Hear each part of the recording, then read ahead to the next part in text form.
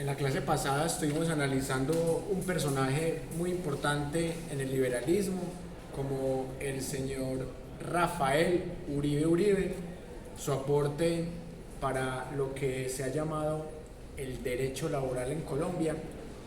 Y hoy vamos a mostrar una transición muy importante, cómo en Colombia se pasa de la hegemonía conservadora a la hegemonía liberal, y cómo en ese proceso de transición aparece otra figura muy importante, mucho más importante que el mismo Rafael Uribe Uribe, que es el señor Jorge Eliezer Gaitán. Es un hombre que vivió poco, pero que hizo mucho por el país. Al igual que Rafael Uribe Uribe no fue presidente de Colombia, pero hizo mucho más por Colombia que muchísimos presidentes. Me atrevo a decir que Jorge Eliezer Gaitán partió la historia de Colombia en dos. Es el Jesucristo, entre comillas, de la historia de Colombia. Y en esta clase, en esta parte final, lo vamos a demostrar con diferentes hechos y argumentos. Pero antes de meternos de lleno en la historia de Jorge Eliezer Gaitán y en cómo incide en la historia de Colombia, quiero que respondamos primero una pregunta: ¿por qué se cayó la hegemonía conservadora en Colombia en 1930? Ustedes saben que en la clase pasada hablamos de los gobiernos de Carlos R. Restrepo, que le fue bien, de José Vicente Concha, que no le fue bien porque le tocó gobernar justo en los 4 años de la Primera Guerra Mundial, y también le tocó ver el magnicidio a Rafael Uribe Uribe, las protestas de Manuel Quintín Lame, un personaje que participó en la guerra de los 1000 días y que también le tocó la época de la violencia. Un personaje muy longevo como Manuel Quintín Lame, un líder indígena que también reflexionamos un poco sobre él en la clase pasada, pero como es un personaje tan longevo, vamos a seguirlo mencionando en estos análisis, particularmente cuando lleguemos a la era de la violencia con V mayúscula en Colombia. Pero también hablamos un poco del fracaso de Marco Fidel Suárez, la masacre a los Astres, poner a Colombia como patio trasero de Estados Unidos. Recordemos que José Vicente Concha era conservador, Marco Fidel Suárez también, pero la diferencia entre los dos era que José Vicente Concha era antigringo, en cambio Marco Fidel Suárez era progringo. Y desde Marco Fidel Suárez hasta Iván Duque Márquez hemos tenido presidentes que han sido arrodillados al imperio de Estados Unidos, y eso lo vamos a demostrar en este curso. Y por eso vamos a hablar de qué pasó después de esas presidencias de Marco Fidel Suárez y de Pedronel Ospina Vázquez. Marco Fidel se vio renunciado porque estaba lleno de escándalos. Se vio obligado a renunciar también porque tenía un conservador que luego también sería muy importante en esta época de la violencia con V mayúscula, llamado Laureano Gómez Castro, que le respiraba en la nuca, que era un líder hostil tanto con líderes conservadores como liberales. Entonces, cuando renuncia Marco Fidel Suárez, vemos que el conservatismo no se cae, pero llega un dinerito que había gestionado Carlos R. Restrepo y el mismo Marco Fidel Suárez con el Tratado Thomson-Urrutia por la pérdida de Panamá. Llegan 25 millones de dólares, y esto le cae como anillo al dedo al gobierno de Pedronel Ospina Vázquez entre 1922 y 1926. Por esta época nace el primer partido socialista en Colombia, liderado por un expresidente que usted ya conoce muy bien, por Carlos R. Restrepo, y por una líder feminista, líder sindical, María Cano, que al lado de Betsabé Espinal ya estaban luchando desde esta época por los derechos de las mujeres, por el derecho a la ciudadanía, es decir, por el derecho a la educación y al voto. El derecho a la educación que se logra precisamente cuando empieza la hegemonía liberal en el gobierno de Enrique Blas de Herrera, y un derecho al voto que se logra paradójicamente en la dictadura de Rojas Pinilla y que pueden votar por primera vez en el plebiscito de 1957.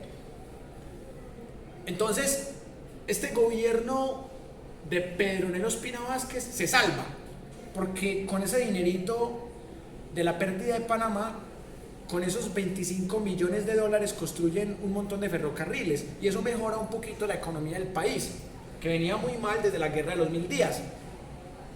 Y eso hace que se mantenga una hegemonía conservadora.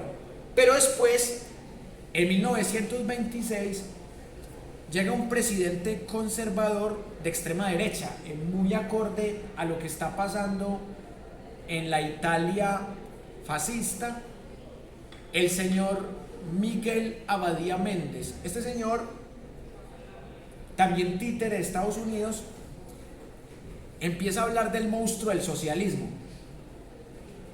que pretende convertir a Colombia en el comunismo soviético.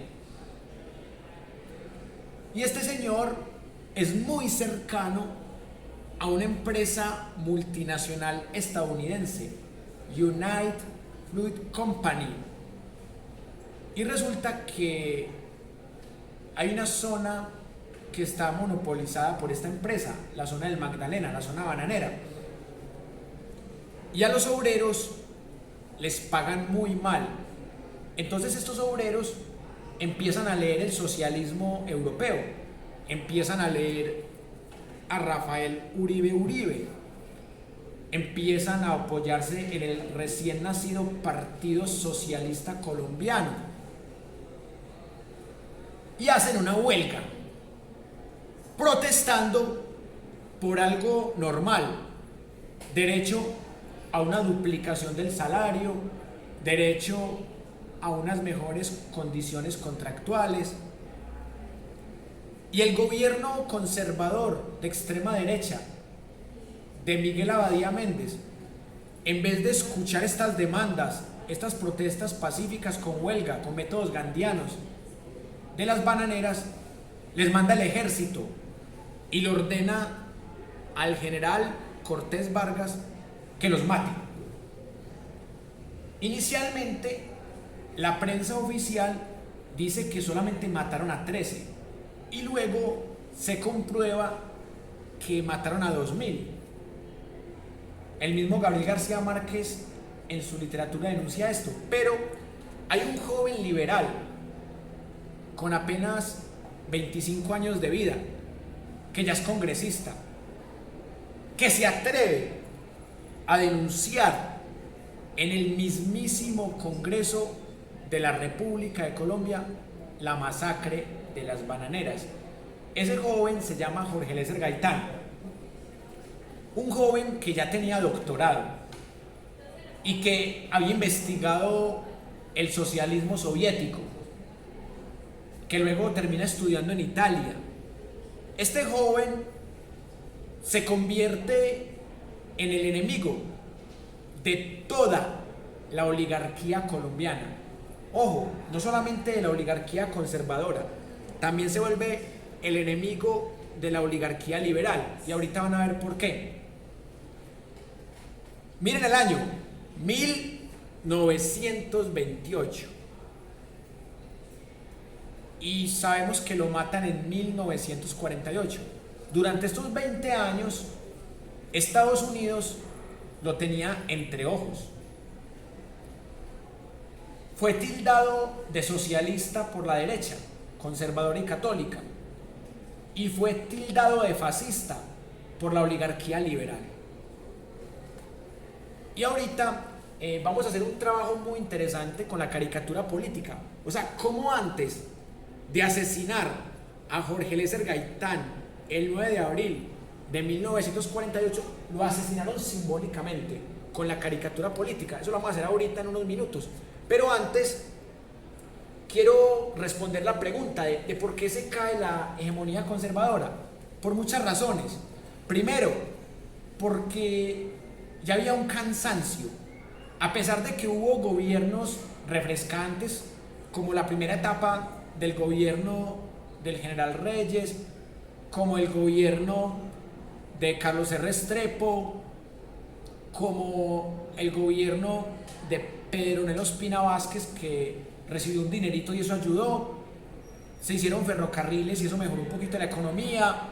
Se hizo la transición de la economía minera a la economía cafetera, y que no había llegado todavía la crisis económica mundial del 29. Entonces, hasta ahí todo normal. Pero llega este presidente conservador de extrema derecha, Miguel Abadía Méndez, y justo cuando este señor lleva un año de presidencia, se empieza a notar una posible crisis mundial que se consuma en 1929. Entonces, a este señor le toca la primera etapa de esa crisis mundial económica del 29, al señor Miguel Abadía Méndez. Y aparte de todo, es el responsable, al lado de la multinacional estadounidense United Fruit Company, de la masacre en las bananeras. Todo este escenario le quita credibilidad al régimen conservador, que estaba en el poder desde 1886. Fueron años turbios de guerras civiles, como la guerra que ganó Rafael Núñez, como la guerra que impidió el golpe de Estado a Miguel Antonio Caro, como la guerra sangrienta de los 1040 días, la pérdida de Panamá. Fueron épocas muy duras para el conservatismo, pero ya el pueblo no soportaba más el conservatismo. Tanto así que para 1930 eligen a un liberal. Pero mucho ojo, en Colombia nace el Partido Comunista en 1930, un tanto diferente al primer partido socialista donde estaba María Cano y Carlos R. Restrepo. El Partido Comunista trae ideas más radicales, porque ese partido nace por la rabia contra el régimen de Miguel Abadía Méndez, por la masacre en las bananeras. Y el Partido Comunista puede votar hasta la época de la dictadura de Gustavo Rojas Pinilla. O sea, imagínense, el Partido Comunista pudo votar más de 20 años en Colombia, porque en esa época no se asociaba comunismo con guerrillas, porque no había una guerrilla comunista. Y la Unión Soviética no estaba tan carteleada como una dictadura a nivel mundial, no estaba satanizada la Unión Soviética todavía. Más allá de pronto de la rabia que les podía tener Hitler, Mussolini, luego Franco, Estados Unidos, pero aquí en Colombia no había un odio profundo contra el comunismo. El único odio era porque era ateo, porque sabían que el comunismo era ateo, nada más. Entonces por eso el Partido Comunista podía votar en Colombia. Y eso hizo que hubiese una especie de revolución cultural, es decir, gente que estaba cansada del conservatismo y gente que estaba cansada de la Iglesia Católica y que era liberal, y gente que era obrera y que tenía simpatía por la Revolución Rusa. No había una propaganda tan fuerte contra el comunismo. Entonces se funda el Partido Comunista, y en el 34 ese partido y el liberal son los que montan al presidente López Pumarejo. Pero antes de eso llega un gobierno de Enrique Olaya Herrera. Este es el títere perfecto, les voy a decir por qué. Miren, es liberal, desde entrada dicen, vea, este no es la continuidad de Miguel Abadía Méndez, es liberal, pero es pro-estadounidense. Entonces no representa un peligro. De pronto para la Iglesia Católica sí, porque era liberal.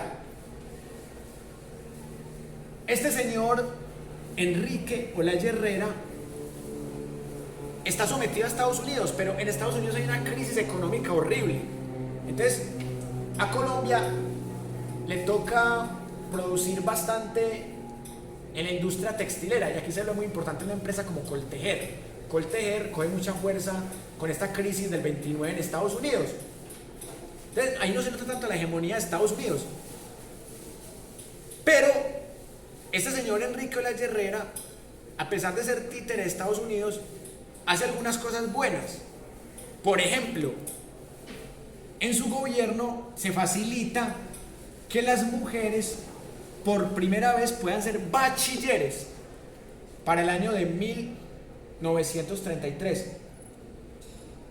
A este señor le toca una guerra entre Colombia y Perú, porque Perú, desde la época de Carlos R. Restrepo, estaba peleando un sector de la Amazonía, de la Pedrera, y se quería quedar con eso.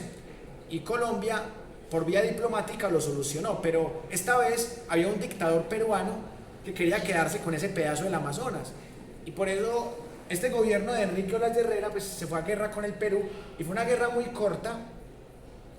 Fue más la muerte por ahogamiento y por hambre que muertes en combate. Pero en el Perú hay un golpe de Estado y tumban a ese dictador, y llega otro, que ese otro dice: yo no quiero pelear por esa bobada con Colombia. Entonces ahí Colombia queda como ganadora de esa guerra contra el Perú. Entonces es una guerra en donde se pierden pocas vidas, en donde Colombia queda como la ganadora. Sumado a eso, este señor se ve como un demócrata, porque es que venimos de una dictadura conservadora de Miguel Abadía Méndez y de una hegemonía que venía desde 1886. O sea, estamos hablando de una dictadura de 44 años del conservatismo que se cayó. Entonces este señor tiene el respaldo de Estados Unidos, gana la guerra al Perú, y lo malo es que le tocan las consecuencias de la crisis económica mundial, y que es un señor pues que claramente es amiguísimo de Estados Unidos. Pero para el proceso electoral de 1934 hay un candidato que hace unas promesas muy parecidas a las que ha hecho Gustavo Petro, que es Alfonso López Pumarejo. Promete una reforma agraria para que la tierra quede distribuida de manera más equitativa. La primera gran reforma agraria de Colombia, la de López Pumarejo. Propone una reforma educativa para buscar educación laica. Propone unos derechos para la clase trabajadora, para que no vuelva a pasar un genocidio como la masacre en las bananeras. Y este señor, con esas ideas, convence a los liberales y convence a los nuevos votantes, que son los del Partido Comunista, fundado en 1930.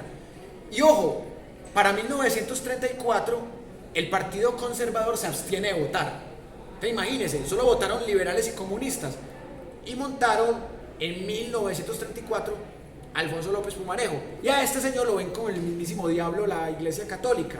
Claro, porque él está hablando de educación laica. Entonces dicen que es un ateo, que es un socialista, que quiere acabar con el país.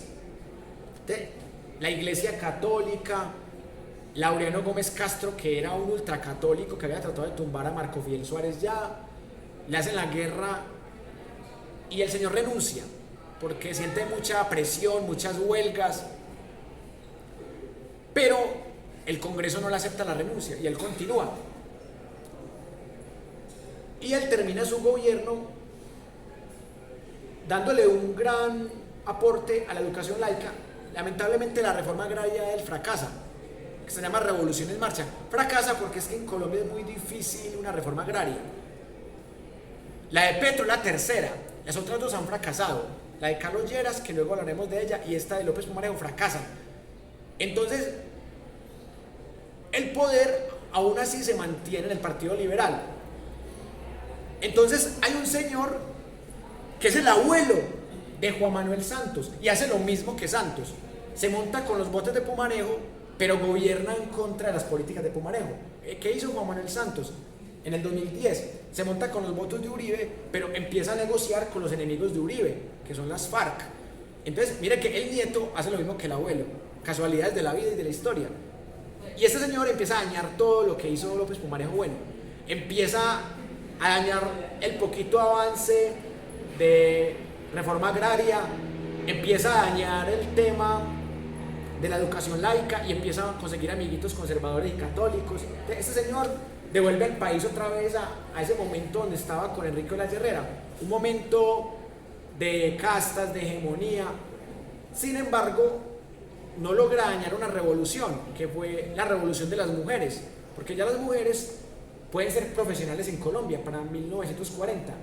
Y otra cosa, a este señor le toca el inicio de la Segunda Guerra Mundial y este señor pues claramente dice que está con Estados Unidos y es lógico porque ya indemnizaron por Panamá y este señor pues también es tinte de Estados Unidos. Entonces Colombia en la Segunda Guerra Mundial sí está a favor de Estados Unidos como toda América, normal.